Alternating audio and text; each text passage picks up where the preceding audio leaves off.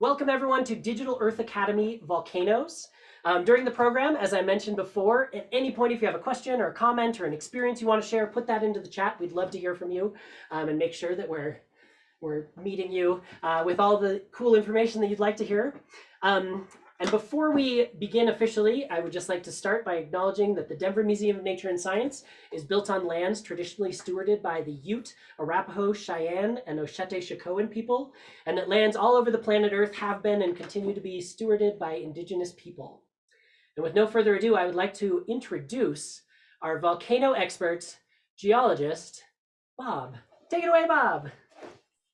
Thank you very much, Mitch, and welcome everybody to this program, Digital Earth Academy. What we are doing is we're bringing you a program from the Denver Museum of Nature and Science that relates to things that are going on the planet Earth, on our home planet. And one of the most exciting things for geologists, and I'm a geologist, is to study volcanoes because they're so dramatic, they're so beautiful, and they're so exciting. And they're also a little bit dangerous. So let's go into this program. The first thing I want to do is explain where volcanoes are and a little bit about why they are there. So the first image is a map of the world. And I think if we can blow it up there, I hope you'll see it big on your screen. It's a map showing the plates, and the Earth's surface is covered by a series of a dozen or so moving plates. The plates are drifting around. We call it continental drift. And the concept of the plates moving and crashing into each other is called plate tectonics. And geologists study this. And the plates are defined by boundaries. And the boundaries, in some cases, are places where it's pulling apart, and you get volcanoes where they pull apart. In some places, the plates are crashing together. And in special cases where one plate goes down underneath another, you get volcanoes because the material is going down and melting and coming up to the surface. And then another way that you get volcanoes is sometimes there's little zones of very hot material rising from deep in the earth, and we call those things hot spots. And so there's three basic forms of volcanoes on this map. And one of them is where the earth is pulling apart in a mid-ocean ridge. You'll see that right in the middle, where the ocean floor is spreading apart. Lots of volcanoes there. We'll see one example. Another on the right-hand side, you see where material is going down. We call it subduction. It melts and rises up to the surface. The material comes up and the pressures build up, and eventually you get an eruption. And we'll see a couple of examples of that. And then on the left-hand side of the screen, you'll see a little, it's called a shield volcano. It's out in the middle of an ocean. And that's a place where there's a hot spot of hot material or hot energy coming up from deep in the earth, and it rises up to the surface and creates a volcano. We'll see an example of that as well. So let's launch into our program. And this is a map of the entire globe, and it shows the oceans colored, and the reddish color are where the ocean floor is very young. And if we spin it a little bit, you'll see that there's various colors on the floor of the oceans, and the red stripe in the middle of the oceans, those are called mid-ocean ridges, and that's where the oceans are spreading apart in this process of plate tectonics or continental drift. And where it spreads open, where it opens up, where it's bright red, there are lots of volcanoes. And we're going to visit one of those in a few minutes. So let's start our tour. We're going to tour 4 main volcanoes, and then we'll try to find a 5th one in Colorado. And if you have any questions, put them in the chat and let us know, and we will try to answer them either during the talk or after we're finished. And we're going to talk for about 40 minutes, and we'll leave plenty of time for questions and answers. So we're looking at the entire United States. We're using a program called OpenSpace here. It's a computer system made up of satellite images. And I just want to set the stage, particularly for those students who are in Colorado. We're going to start with a view of Colorado. We're seeing it from satellite elevation here, but we're going to get down a little bit closer to Colorado. We're going to come down to airplane elevation, what you might see if you were flying across Colorado on an airplane, which is, we're still pretty high up. We're still probably at satellite view here, low satellites, but now it's getting down closer to what you'd see if you were in an airplane. And we're going to be just finding the city of Denver, where some of you are. and we're going to find City Park, which is in the middle of Denver. And we just wanted to start at the Denver Museum. So for those of you who've been to our museum, wonderful, please come back. And for those of you who haven't yet visited the museum, it's a wonderful facility, and we're open for business, and we're eager to welcome you to our museum, which you can see right there. And I can think we're getting close. We're down at balloon level, and we're going to be coming down pretty close to the parking lot. And we can see there's still some parking spaces available. So come on to see us. This big white building is the Denver Museum of Nature and Science in City Park in Denver. But we're going to move from here. We're going to take you on a trip around the world looking at volcanoes. And they're extremely exciting. They're the most exciting thing that I've seen as a geologist. And at the end of this presentation, I'll give you a story about when I was a student and I saw a volcano actively erupting. And it was one of the most impressive things I've ever seen in my whole life. And I'm eager to share it with you guys here in a few minutes. We're going to move out from Colorado and we're going to head west. And Asa, who is our pilot, is going to be taking us to the Pacific Northwest. And we're going to visit a volcano that erupted in 1980 when I was a graduate student. And it erupted on May 18th, 1980, which was I can remember it like yesterday because there was such a huge excitement in the United States when this volcano started to erupt. It's in the Cascade volcanic series. It's in Washington State, and we're going to come down onto it. And some of you know its name. There, I see it's coming up in the chat. You guys know its name. This is Mount St. Helens, and it was a dormant volcano, meaning that it was asleep. And it's an area where there's a subduction zone. So the parts of the Pacific plate on the west are moving down underneath North America. The material is melting. And as it melts, the pressures build up and the material rises up to the surface and it forms a volcano. And these volcanoes occasionally erupt. And we knew ahead of time that there was activity at Mount St. Helens. It was, there were earthquakes, little earthquakes, and there were tilting. The volcano was bulging on one side. We had tilt meters where you could measure the inclination of the ground was changing. So we knew there was something happening there, but we didn't really know what. And then suddenly on the morning of May 18th, in 1980, there was this catastrophic eruption and the whole side of the mountain fell apart and blew down into Spirit Lake. You can see the lake in the background there. And it filled that lake full of trees. The trees were all knocked down in the forest and the trees all went into Spirit Lake. And the volcano had a whole series of mud flows and landslides on all sides. And the eruption cloud was very, very impressive. I think we've got some videos of what it looked like from an airplane. And a professor of mine went out immediately to see Mount St. Helens. This was Professor Dick Stoiber from Dartmouth College. And he was a wonderful professor of mine. And he immediately flew out to Mount St. Helens with his graduate students, and they documented this eruption. They flew in airplanes around it, and they saw this kind of view as that volcano was erupting. And huge amounts of steam and what we call ash was coming out. And the ash is really ground up rock, ground up lava is called ash.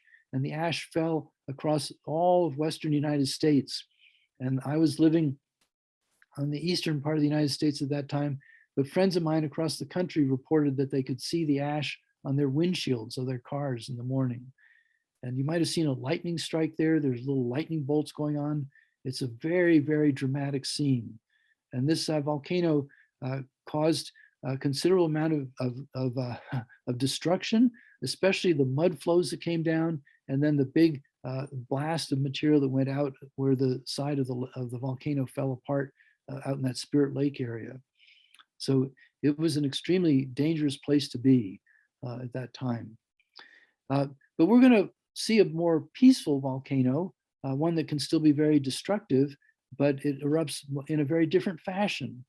And we're going to leave the Cascade volcanoes of the Pacific Northwest. We're going to leave Mount St. Helens, Washington and Oregon area, and we're going to go to an island, which is a state of the United States that is on the most active volcano in the United States. And some of you might have been there. So we're going to go across the northwest eastern Pacific Ocean here, and we're going to find an island that is a state. And many of you know the name, and some of you might have been there. There you go. It's coming up in the chat. People are recognizing it. We're headed to Hawaii, and we're going to look at the most active volcanic area in the United States today, and we're going to see what the eruptions look like in Hawaii.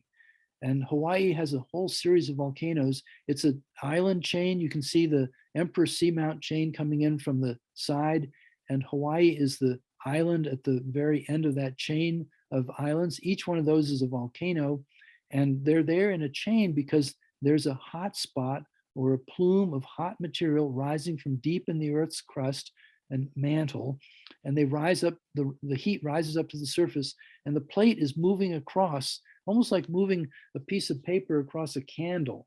And so you get a point of fire at the end of the candle. And the candle right now is right underneath the big island of Hawaii. And the big island of Hawaii is made up of volcanic rock. It's made up of lava. The lava is a basalt lava called basalt. It's a dark, heavy kind of lava. And it forms beautiful little toes and fingers. We call it pahoihoi, which is a Hawaiian word for that kind of lava flow. And you can see the lava coming out of a volcano erupting there, and it flows like a river across the countryside. It's very fluid, but red hot. It's over 1,000 degrees Fahrenheit. It covers everything in its path, including a town and the roads and the farms and everything. And it flows right down the side of the Hawaiian volcano, right to the ocean. And here you see a dramatic scene of the lavas from the Kilauea volcano flowing into the Pacific Ocean. And the drama of the red hot lava over 1,000 degrees Fahrenheit coming into the cold Pacific waters, huge steam clouds, tremendous chaos here as land is actually being created in the Hawaiian Islands. The big island of Hawaii is getting bigger. And if you go to Hawaii, you can see this lava flow and many others, and you can recognize that the people in Hawaii are living on lava flows. And the older lava flows get vegetation, they get soils, and eventually trees. And so the lava starts out red hot, and it starts out as you see here, but eventually it turns into the beautiful green land of Hawaii. So here you can see actually land being created on the edge of the Hawaiian island. So you can see that this is a beautiful view, Asa, because you can see the different age of lava flows. The very dark ones are the freshest ones, and then the grayer ones are a little bit older, and then some of the very old ones have just been completely covered by vegetation. So you get a pretty good feeling here how Hawaii is built from a series of lava flows, one on top of another, and many of them reaching all the way down to the ocean. So I hope some of you someday will be able to get to Hawaii and see some of these lava flows. And you can see so many different flows, each one of them a different year, coming out of a linear feature there from the main volcano on the principal island of Hawaii. That's the Kilauea volcano. We're going to go to another island, and it's a big jump, and Asa is going to take us to his home country, which is in the Atlantic Ocean. So we're going to leave Hawaii, and we're going to go across North America, and we've got to step way back out here because we've got to move a long distance, but we're headed for the Mid-Atlantic Ridge in the northern part of the Atlantic Ocean, and there's a place where the Mid-Atlantic Ridge rises above the level of the sea, and it forms a big island, and the big island in the North Atlantic with lots of volcanoes on it. I can see there again, people are guessing in the chat. That's right, we're headed for Iceland.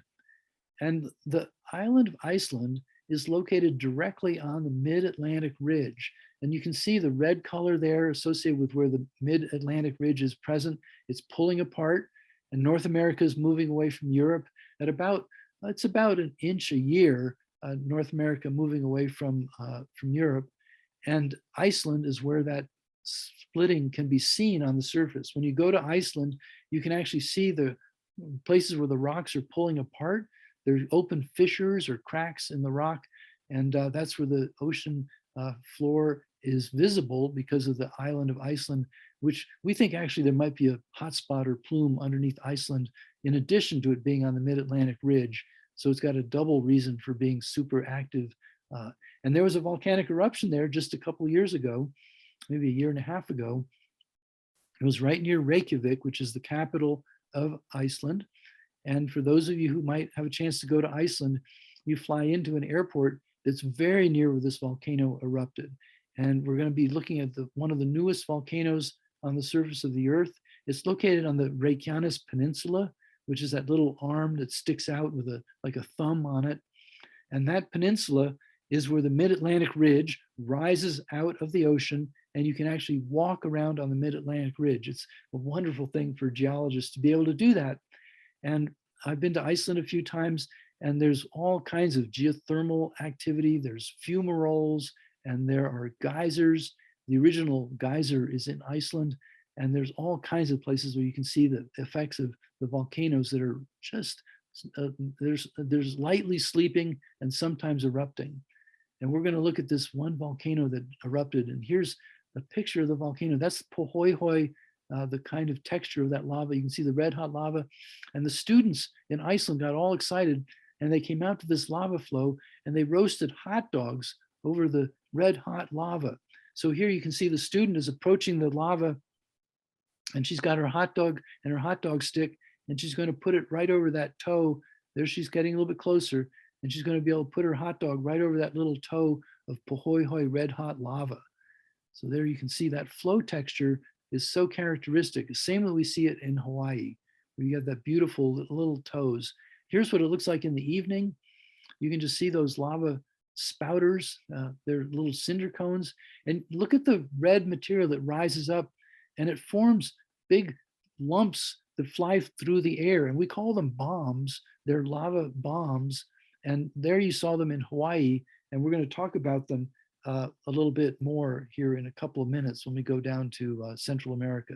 But you can see the flows moving, the red hot lava over 1,000 degrees Fahrenheit flowing down. And the island of Iceland, like the island of Hawaii, is made up of lava flows. And when you go to Iceland, you'll see stacks and stacks of lava, and the very tops of them have glaciers on them. There's a wonderful sort of a combination of ice and fire in Iceland. It's a fantastic place to visit, and I encourage anybody who gets a chance to head to Iceland to see the volcanoes. Here's one of the glacier features, and the volcanoes are underneath the ice, and every once in a while they erupt. And Asa, you might show us to the right-hand side. There's a big plane that comes out on the right-hand side of your screen, and the volcanoes erupt underneath the ice, and you get melted ice water that comes roaring down. And just on the lower right-hand side of the screen is a place where the meltwater comes out, and it creates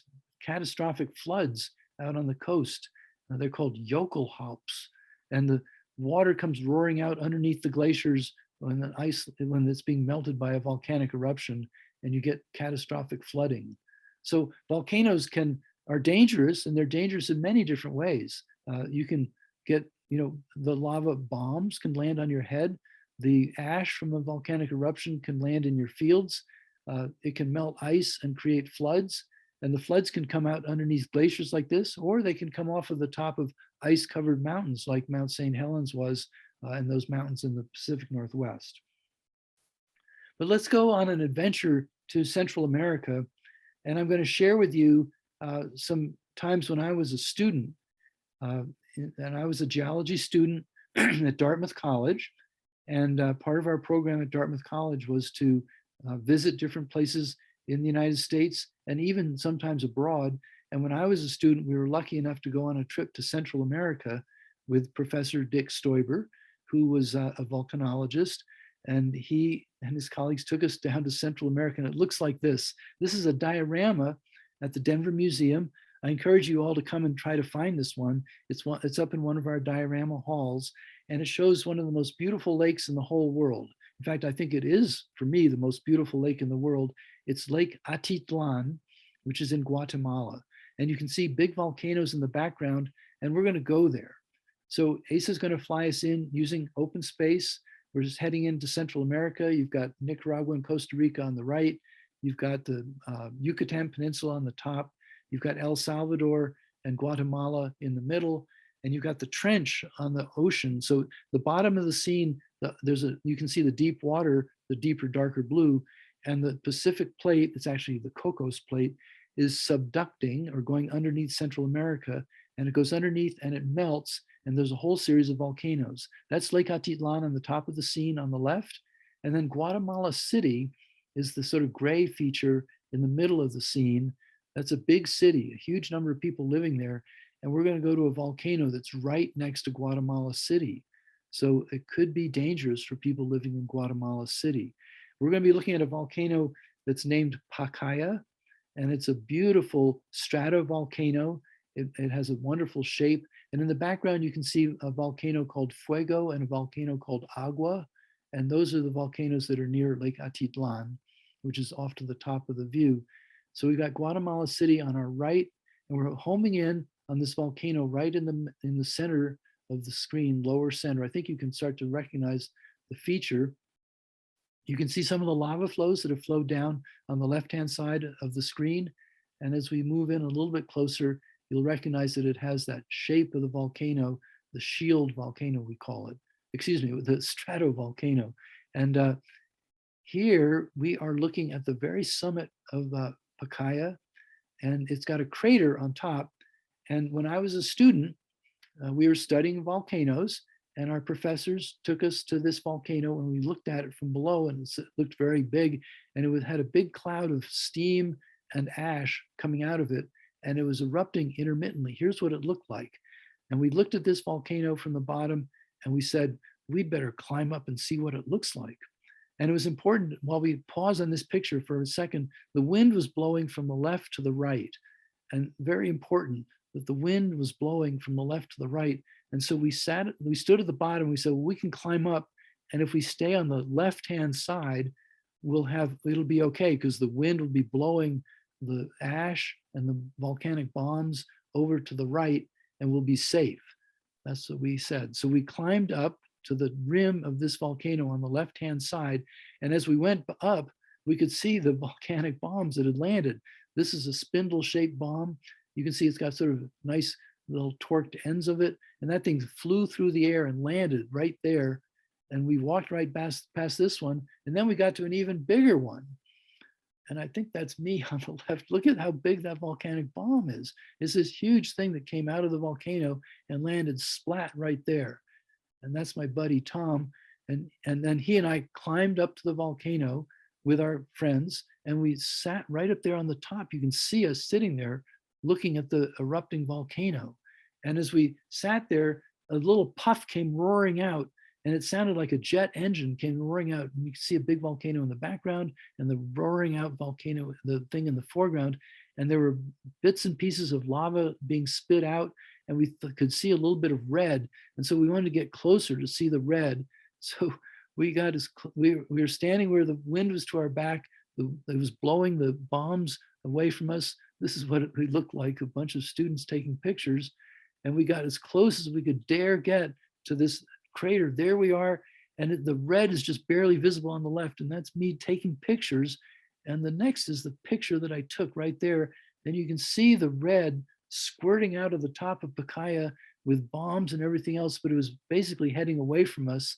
And we were very lucky to be safe, and our professors were very brave to take us up there. And it was an amazing experience. We went back at night, and that same view that we'd seen from below looked like this at night. And you can see those big arcs. They look like parabolas. Those arcs are glowing hot pieces of lava, and those are the volcanic bombs. And we could see them splattering down on the side of the volcano. We didn't dare get very close at night because we couldn't see quite where we were going, but it was a very, very spectacular scene that none of us will ever forget. It was one of those memorable moments. And my friends we're all still geologists. We're still in touch with each other, my college friends. And those moments we shared together on the summit of that volcano in Guatemala were so, so important to us, and really inspired many of our careers. And I would encourage you to think about visiting a volcano yourselves, and particularly for those of you who live in Colorado, it's not that unreasonable that you could be able to visit a volcano. So we're going to leave Central America and we're going to come home towards Colorado, and Ace is going to bring us home in whatever way is easy. You can see the flows going down from Pacaya. They go into the farmers' fields, and the ash can be sprinkled over big areas. And occasionally there can be major eruptions. And there's a tremendous number of people living in Central America, in Guatemala, in El Salvador, in Mexico, in parts of Nicaragua, and Costa Rica, who are living close to volcanoes. So volcanoes are a hazard in many parts of the Western United States and in Central America, and of course around the world, including places like Indonesia, Japan, Alaska, and other places around the Pacific Ocean.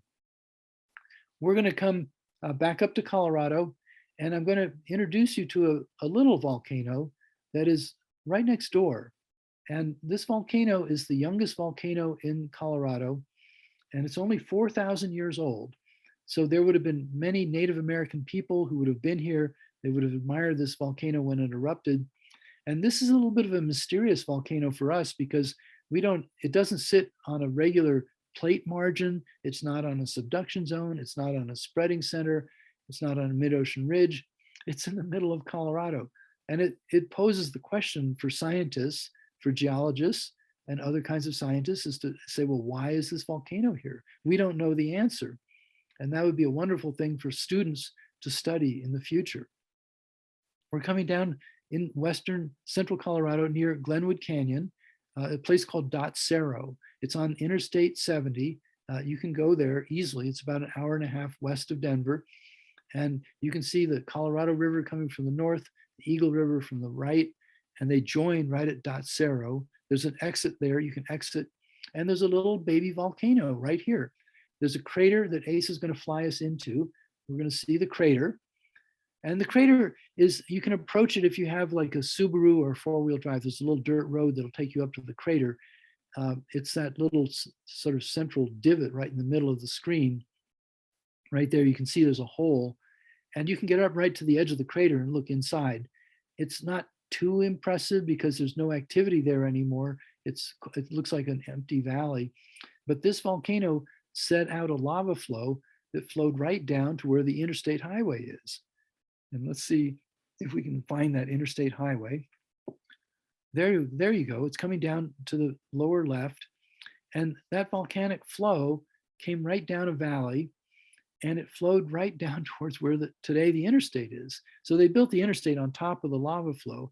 But if you get to the Dot Cerro exit and you get off the road, you can drive back up towards this volcano, and you can actually collect pieces of lava right there. There's a little place where it flows right down to the valley floor, and they actually make cinder blocks out of it there. So it's a quarry, and there's like a Department of Transportation facility there.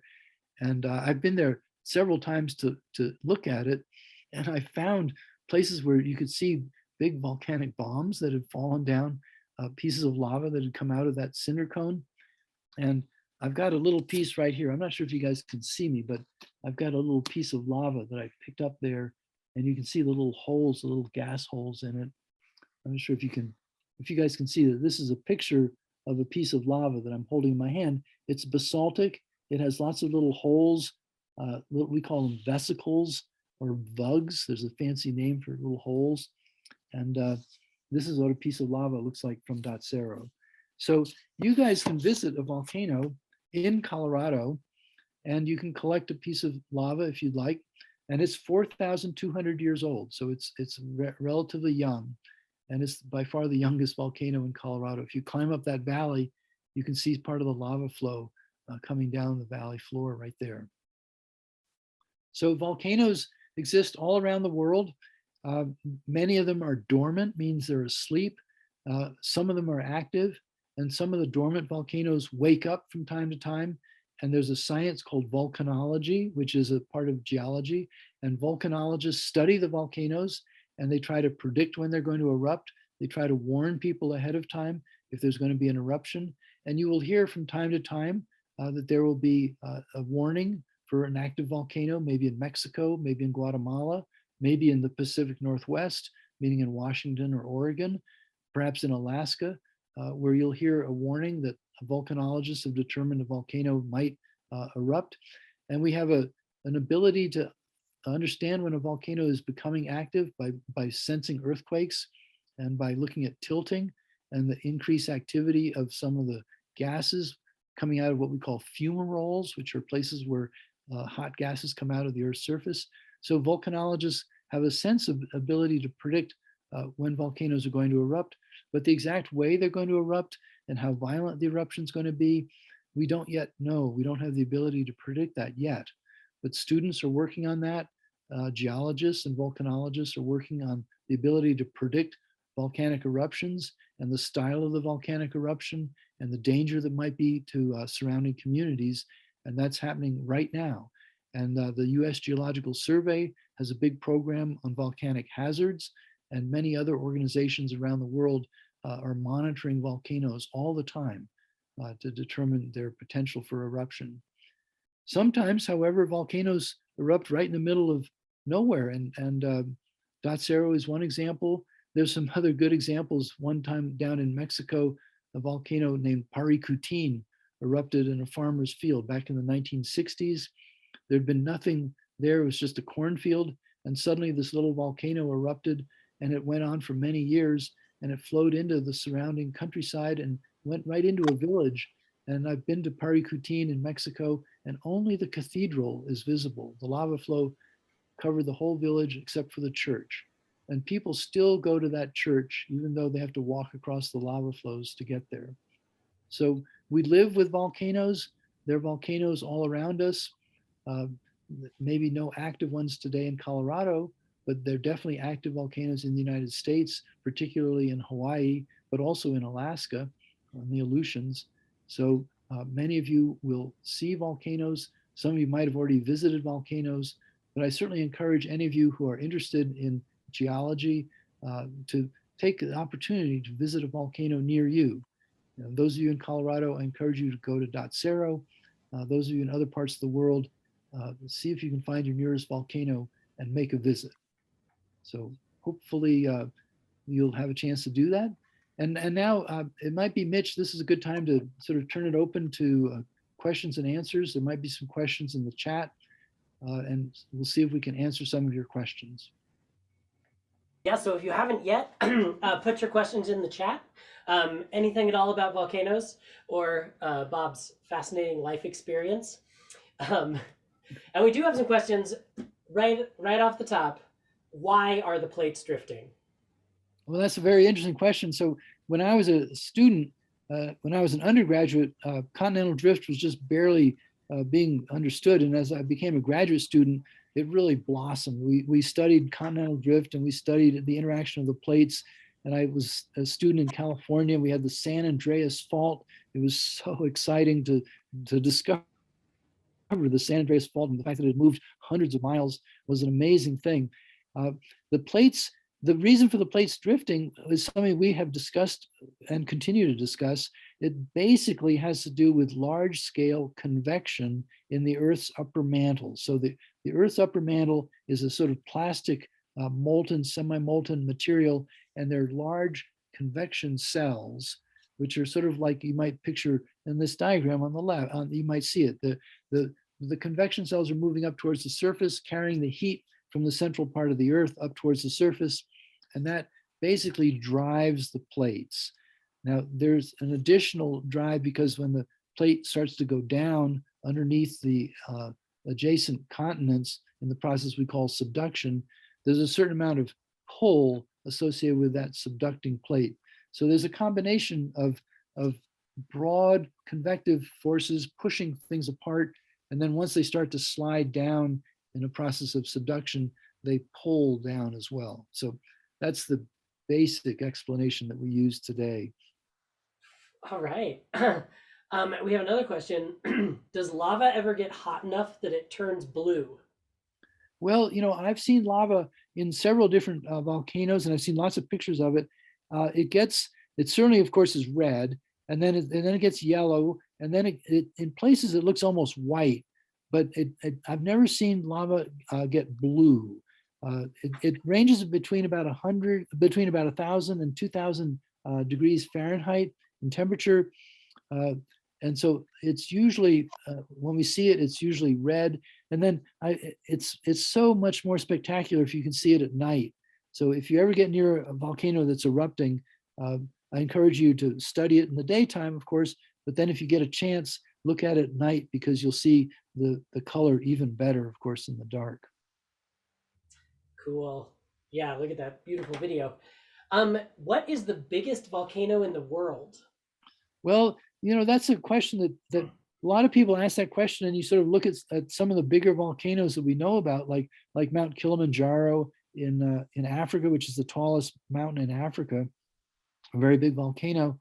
But if you think about Hawaii, the island of Hawaii, it rises to above 13,000 feet up at the top of the mountain in Hawaii, but it's coming off of the floor of the Pacific Ocean.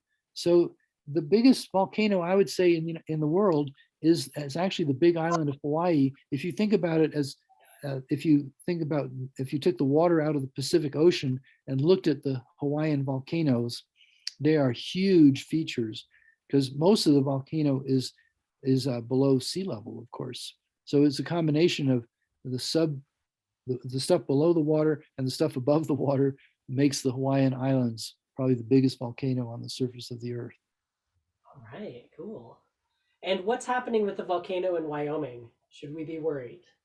Well, the volcano in Wyoming, which I'm assuming you're talking about Yellowstone, the Yellowstone area is a dormant volcano. And if you've been to Yellowstone National Park, you might have seen Old Faithful, you might have seen some of the mud pots, the beautiful steaming pools of hot water. They are in a big, it's called a caldera. It's a giant volcanic crater that's so big it's hard to even see it. When you drive around Yellowstone, it's hard to know that you're in a volcano because it's the feature is so big, you almost need to look at it from space. But the volcano system in Yellowstone is dormant. It's not active today. We study it, and there are every once in a while little episodes of earthquakes in Yellowstone that indicate that the volcano is there. The magma is there. The heat is rising, and it's in the northwestern corner of Wyoming where we can fly in here. You'll see some of the landmarks are Yellowstone Lake, which is right there in the middle of the screen. And you can travel there relatively easily from Colorado. And around Yellowstone Lake, there are all kinds of thermal features, geysers, hot bubbling mud pots, beautiful pools of wonderfully colored water. And it's in some places pretty dangerous because if you fall into that hot water, you'd get badly burned. And so you have to stay on trails. They make trails and boardwalks. So this volcano has erupted once every 150,000 years, sort of by roughly 160,000 years. And there may be another eruption sometime in the future. In fact, a geologist would say there probably will be an eruption sometime in the future, but it probably won't happen in the near future. And again, geologists and volcanologists are studying Yellowstone. We're paying very close attention to it. And if we were to see increased levels of activity, there'd be a lot of warning about potential eruptions. So right now, Yellowstone is a wonderful place to visit. It's maybe a sleeping giant, you could think, but it's likely to sleep for many, many years to come. So not a particularly dangerous feature today. So a follow-up on that, what happens to make a dormant volcano become active?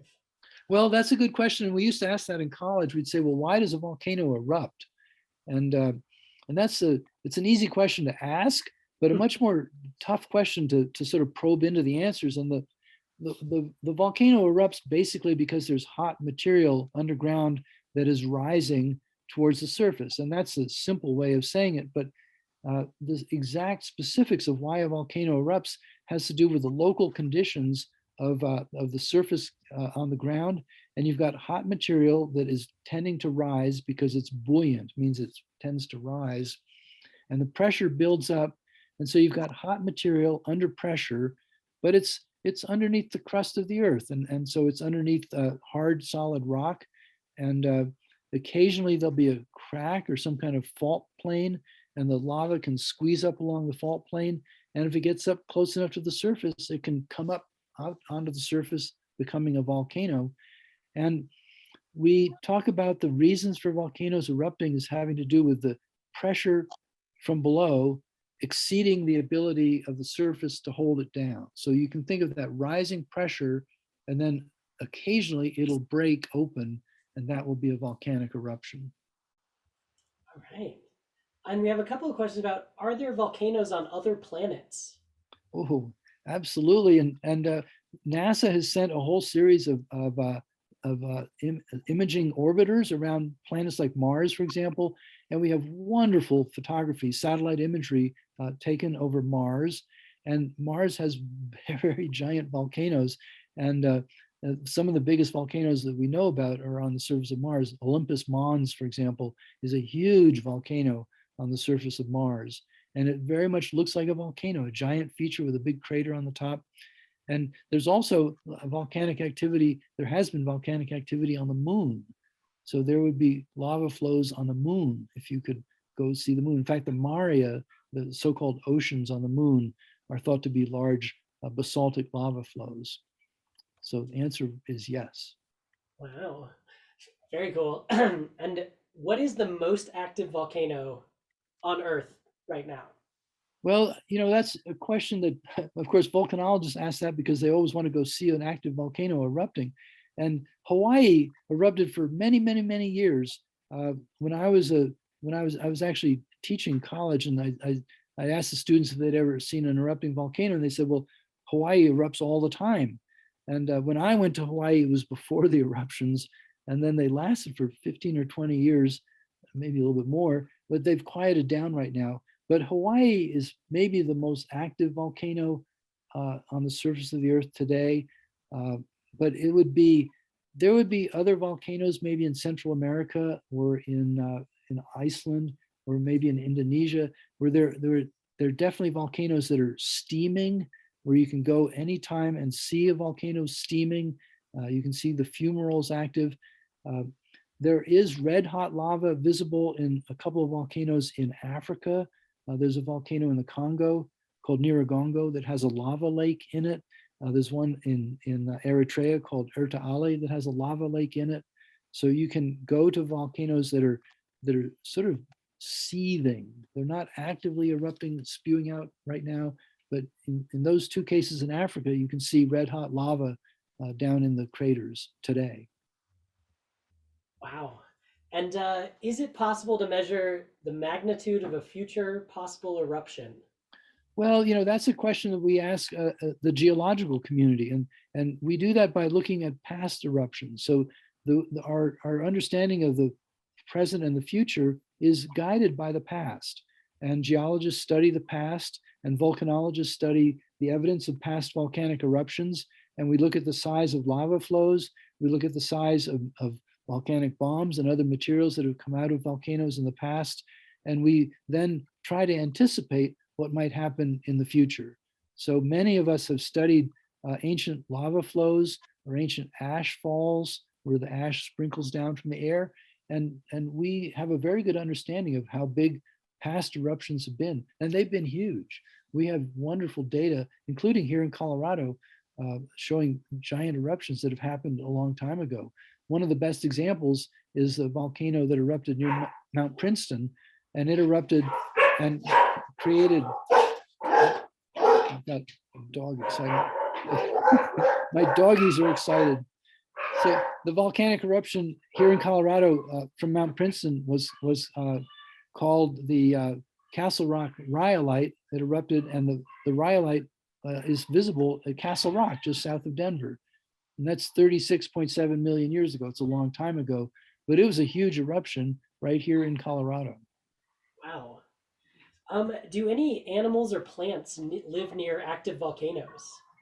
So the answer is yes. In fact, when you go to Iceland, Iceland is a landscape that's pretty severe because it's cold and dry much of the time, although it does rain a lot, so it's cold and wet. But there's a lot of moss and other kinds of little plants that grow right up next to the volcanoes in Iceland. And in Hawaii, of course, there's all kinds of beautiful vegetation, and lots of animals live in Hawaii, and they live right on the volcanoes. So, animals and plants coexist with volcanoes, as do people. Many, many people live on volcanoes. In Central America, people live right on the sides of volcanoes. Their farms are on the volcanoes. They live on the volcanoes in Central America. Wow, isn't that dangerous?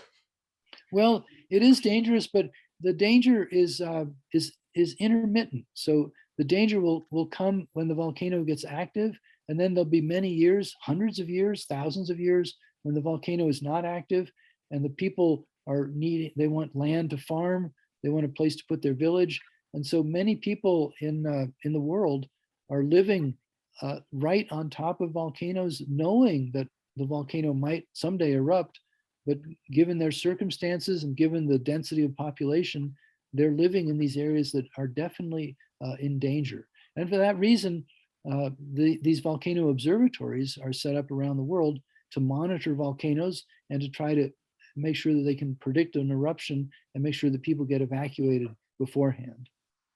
All right. Well, good. I'm glad they're out there paying attention. So we're at 10:45, and so if you need to leave, we totally understand. Thank you for joining us. If you have some time and you have more questions, pop them in the chat.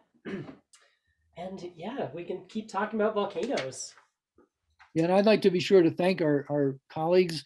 A lot of our imagery comes from NASA, and many other organizations have been involved. The footage in Iceland was, some of that was from the Icelandic public television program people. We've had data from NOAA, the Science on a Sphere is from NOAA. And then of course our team, Mitch and Asa, our pilot, and Kim and Kate and Kachun in the background have been helping put all this material together from the Denver Museum of Nature and Science. And so we'd like to thank all of our helpers and our sponsors and our funders who've made this programming possible. And we will be back next month for Digital Earth Academy Egypt. So we hope you can join us then. And yes, so we have another question. Do temperature and land cover contribute to the likelihood of a volcano? Well, volcanoes, I think of them as coming where they want to come. So, what's going on in the details on the surface, whether it's a farmer's field or a lake or an ocean, it almost doesn't really matter. The volcano is coming from below with a force that is unstoppable. And so when a volcano chooses to erupt, it will erupt almost regardless of what's on the surface. In general, I mean, we can say in general, the volcanoes, the magma will come in a place where there's already been magma. So that's why the volcanic features are there. When we look at a volcano like Mount Fuji or Mount St. Helens or Mount Rainier, we can see the volcano, and that's a place where the volcanic eruptions have been happening again and again and again. So most volcanoes and most volcanic eruptions happen in places where there's already been a volcano. All right, that's good. That's helpful. And another question: how good are we at predicting eruptions? Well, I'd like to say that we're good, but it's a little bit like predicting earthquakes. I mean, we understand in many cases why earthquakes happen. We understand where earthquakes happen in many cases, but our ability to predict earthquakes is not very good. Our ability to predict volcanic eruptions might be a little bit better for the most part, just because there'll be precursors, and meaning things happen that are happening before. So before a volcano erupts, it starts to get hot. Before a volcano erupts, it starts to get noisy, meaning there are earthquakes. We can listen to the earthquakes, we can feel the earthquakes. So we have the ability to tell when a volcano is becoming more, I'll say more active. It doesn't necessarily mean it's going to erupt. And that's one of our problems, is that if we see a volcano becoming active, meaning that it's having earthquakes, it's tilting a little bit, we can say, well, that volcano is likely or possibly going to erupt. But then someone's going to say, well, what day is it going to erupt? And how big is the eruption going to be? And we still don't know that. And so that's where scientists are working today, to be able to better understand how to help people predict the distribution of danger zones. And for example, if we look at Indonesia, which Asa is flying towards right now, there's millions of people that live near volcanoes. In the Philippines and in Indonesia, this is an area that is extremely active, and there's a tremendous need for better predicting the effect of volcanic eruptions on the people who live there. So if anyone out there wants to become a volcanologist, please do. You get to wear cool outfits like this silver hat. So another question, what happens when a volcano erupts underwater? Well, it's a good question because there's huge numbers of volcanoes that are under the oceans because the mid-ocean ridges, of course, are mostly underwater. And we believe that most of the world's volcanoes are under the ocean, not visible. And so they don't have names and they're just down there on these mid-ocean ridges. We've sent submarines and submersibles down to look at what happens. I've seen videos of underwater eruptions, and the lava comes out on the sea floor and it makes little, they look like elephant trunks. They come out in these little spurts, and the pressure is very great. So there's not a lot of steam down there that just sort of comes out. And it forms a very distinctive kind of shapes where one little tongue goes out and another one tongue comes on top of it. And we see these in outcrop where it's lifted up above the sea. And we call them pillow basalts because they look like little pillows, one on top of another on top of another. So when volcanoes erupt under the ocean, deep down, they make these flows with all these little fingers and elephant trunks, and they create pillow lavas. Very cool. Well, I think any last minute questions, this is your time to get them in. But otherwise, any final thoughts for our... Well, what I want to say is that this program, Digital Earth Academy, is a way of introducing everybody to the Earth. And we all live on this planet. It's a precious planet. It's the only one we've got. And the studying of processes on the planet is super cool. And the science of geology, the science of geophysics, the science of volcanology, these are ways in which people study the patterns of features on the Earth's surface. And I would encourage students who are interested in science and students who are interested in doing science outside, out of doors, think about geology and think about volcanology or geophysics as a way of a career path, because we certainly have a great need for people who can understand the processes that are going on the Earth's surface today, these active processes, and the interplay between these Earth processes and the population. We have a growing population of 7.4.5 billion people, and the people are living in areas where there are going to be earthquakes. They're living in places where there are going to be volcanic eruptions, and there is a tremendous need for scientists who can help the people of the planet better understand their surroundings. So I would encourage people, students, to think about studying these topics and at least to be aware of them, because in your lifetimes there will be volcanic eruptions and there will be danger to people in various parts of the world. So that's something to keep an eye on, and we hope you'll all study that in school. Right, excellent. Thank you so much, everyone, for joining us today, and we hope to see you again soon.